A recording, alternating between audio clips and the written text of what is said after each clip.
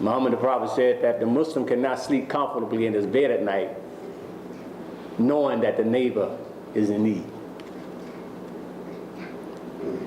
Who is our neighbor? Not only are they Muslim, but they are Christian brothers and sisters, and our Jewish brothers and sisters, our human brothers and sisters. We mentioned charity, but we have a pillar of fasting during the month of Ramadan. They also share that with us. Many Christians fast. Some fast during the month of Lent, during the Lent season. We share that. And also the idea of pilgrimage, visiting your holy places. They also have that. So there's a lot of things that we have in common. And what I mentioned here in terms of these prophets, Abraham and Ishmael and Isaac and Jacob and the tribes and Moses and of course Jesus Christ, whom we revere and respect and love. We believe in his miraculous birth. The Quran qualifies it and tells us that his likeness is like that of Adam. His birth is like that of Adam. And God said unto Adam, kun fayakun, be, and he was. In other words, God willed him just as he willed Adam. But it's bringing our attention to something that Adam was created by Allah, by God, had no mother and father. So that's a great miracle. And because of him, we're here tonight. Adam. And so we as human beings will call the children of Adam in the Quran, the children, and no one can deny that we are Adam's children. Jesus Christ was born of a woman, a Mother Mary, and she's highly respected in the Quran.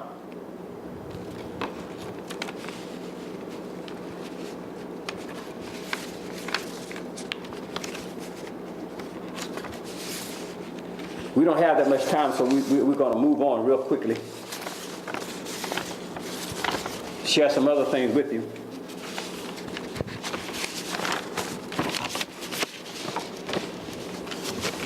Thank you. I got 5 minutes. Thank you. This is from Surah Al-Ma'idah, and I'll read a part of this.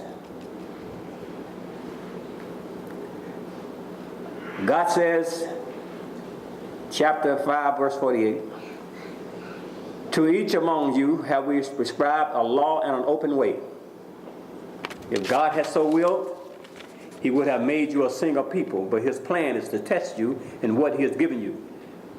So strive as if in a way to all in all virtues. The term is actually el khairat, to all that's good.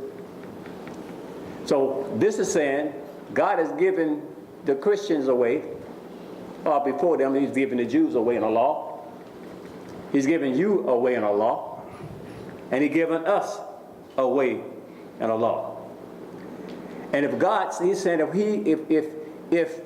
he wanted us to be a single people, he would have done so. He would have made us a single people. It wouldn't have been any problem for God to say you all be the same. He could have tied us to the limitations of instinct. But we wouldn't have the ability to make choices for ourselves. But he didn't do that. So he gave us each a law and a way, and an open way. And then he challenges us to strive together as if we are racing towards all that's good. There's this tendency in us as human beings to want to be first, to want to be superior. And if that tendency is not educated and directed right, it could be directed in the wrong way. It might fall on gender. It might fall on race. It might fall on religion. No, God said it should fall upon faith and good works. So it's telling us, let us compete. Muslim, Christians, and Jews, let's compete and see who can do the most good to benefit humanity. Because we're living on this earth. We're not living, we hope one day, God willing, that we'll be in paradise. And we want to make our world as much like paradise as possible, but we know it's not. So we have to work and strive together to make this world a better place each and every day. And God has challenged us in the Quran, and it's also in the Bible. You know it's in the Bible too, where it says, faith without works is nothing. And all throughout the Quran, we read, إِلَّا الَّذِينَ آمَنُوا وَعَمِلُوا الصَّالِحَاتِ, except those with faith and who do good works. We are charged with that. So I say to my Muslim brothers and sisters and my Christian brothers and sisters, I say, let us heed that call and begin to work together to try to promote what is good upon this earth for the betterment of all people. And this has been the example that we've seen in our faith, starting with Prophet Muhammad, the prayers and peace be upon him. And I'm concluding, I say this, we as Muslims know that the first migration of Prophet Muhammad, prayers and peace be upon him, was not to Medina, to Munawwar. The first migration of Muslims to escape oppression was to Abyssinia. And our Prophet invited the Muslims and told the Muslims who were being oppressed and who wanted to leave the oppression, he told them, go to Abyssinia. And there you will find a righteous king, a Christian king, who will be just.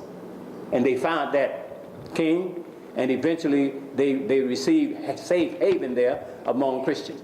And when Medina was established, there was a charter of freedom that was established by a prophet that guaranteed the people of the book the right to worship in their own religion. This is history.